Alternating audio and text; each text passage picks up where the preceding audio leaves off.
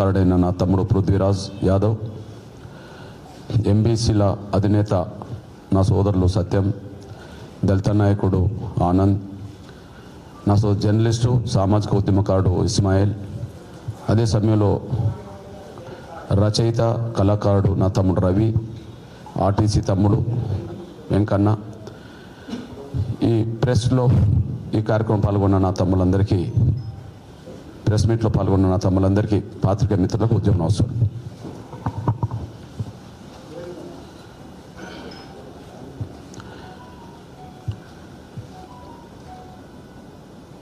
ఫిబ్రవరి 7న హైదరాబాదులో తలపెట్టిన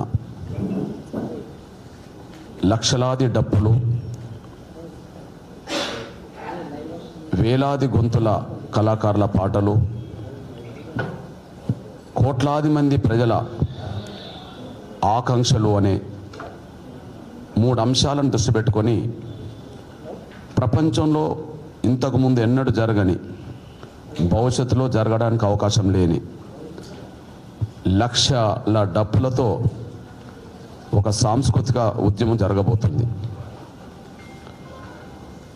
ఆ ఉద్యమంలో వర్గీకరణ అమలు చేయించుకొని బిడ్డల భవిష్యత్తును కోరే మాదిగలందరూ ఖచ్చితంగా ఇంటికో డప్పును ప్రతి ఒక్కరూ సంకనేసుకొని హైదరాబాద్ చేరాలని నేను ముందుగానే పిలుపునిస్తున్నా. మాదిగలతో పాటు దళితుల్లోనే మిగిలిన 57 కులాలు కూడా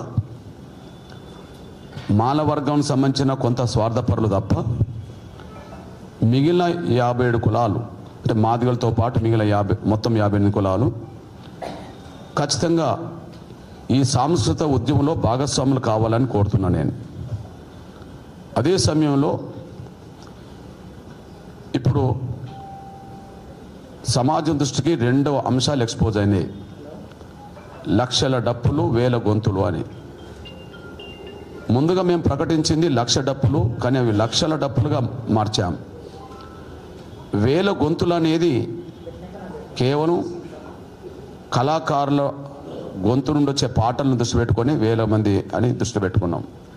కానీ దానికి 3వది యాడ్ చేస్తున్నాం, కోట్లాది మంది ప్రజల ఆకాంక్ష. ఇది మాదిగల 57 కులాల డిమాండ్, అది న్యాయం. దాన్ని సమర్థించి పాటలు పాడే వాళ్ళు మాదిగలే కాదు, వేలాది మంది కళాకారులు అన్ని వర్గాల్లో ఉన్నారు. మనం చూస్తూనే ఉన్నాం, ప్రజల్లోకి వెళుతుండ్రు. 3వది ఎస్సీ వర్గీకరణ ఉద్యమ డిమాండ్ లక్ష్యాన్ని మాలయేతర సమస్త సమాజం మొత్తం వర్గీకరణ జరగాలని ఆకాంక్షిస్తున్నది, అందుకు మద్దతు ఇస్తున్నది. పరిణామాలన్నీ సాక్ష్యంగా ఉన్నాయి. ప్రస్తుతం తెలంగాణ గురించి మాట్లాడిన, తెలంగాణలో ఉండబడే మొత్తం బీసీ సమాజం వర్గీకరణకు సపోర్ట్ చేస్తున్నది. బీసీ, ఎంబీసీ ఏ పేరుతో ఉన్నా మైనార్టీ సమాజం వర్గీకరణ కోరుకుంటుంది. కారణం ఏంటంటే బీసీలో ఇంతకుముందు ఏబిసిడి ఉండే, కానీ మైనార్టీలకు ఇచ్చిన రిజర్వేషన్లు ఈ గ్రూపులో చేర్చడం జరిగింది. కాబట్టి బీసీలో ఏబిసిడిలో అంతర్భాగం ఉండబడి ఈ గ్రూపులో చేర్చుకున్నది మైనార్టీ సమాజం. కాబట్టి ఎస్సీల ఏబిసిడి వర్గీకరణను ఆటోమేటిక్గా సమర్థిస్తున్నది. అదే సమయంలో ఎస్టీ సమాజం మొత్తం సపోర్ట్ చేస్తున్నది. అగ్రకులాల వ్యవస్థ, బ్రాహ్మణ వైశ్య సమాజం నుంచి మొన్ననే, రెడ్డి సమాజం మొన్ననే, అన్ని అగ్రకులాల సమాజం మొన్ననే మద్దతు ఇస్తున్నారు. వీళ్ళందరూ కలిసి ఎంతమంది అవుతుంది? కోట్లాది మంది ప్రజలు అవుతున్నారు. అంటే మాదిగల దగ్గర డప్పులు ఉంటాయి కాబట్టి లక్షల డప్పులు, సమాజం మొత్తం, సమాజంలో ఉండబడే పీడిత వర్గాల కళాకారులు అందరూ వర్గీకరణ కోసం తిరుగుతున్నారు కాబట్టి వేలాది గొంతులు. కానీ వర్గీకరణ ఆకాంక్ష లక్షల మందిది కాదు, వేల మంది కళాకారులది కాదు, ఇది కోట్ల మంది ప్రజల ఆకాంక్ష. సమస్త సమాజం సపోర్ట్ చేస్తుంది. కాబట్టి ఈ కోట్ల మంది ప్రజల ఆకాంక్షను, వేలాది మంది పాటల కళాకారుల గొంతుండొచ్చే పాటలను, లక్షలాది డప్పులను రేపు ప్రదర్శించడమే ఒక సాంస్కృతిక ఉద్యమం. బహుశా ప్రపంచం మొత్తం మీద వాయిద్యాలు ఉన్నాయి, ఉద్యమాలు జరిగినాయి.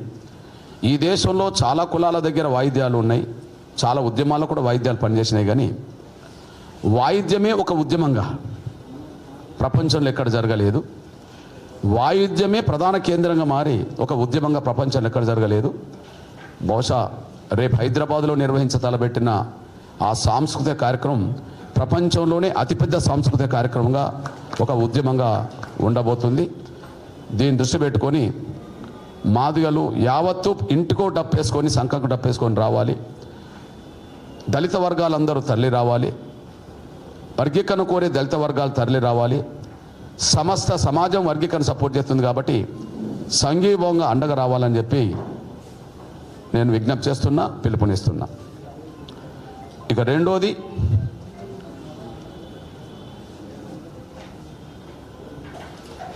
గౌరవ రేవంత్ రెడ్డి గారికి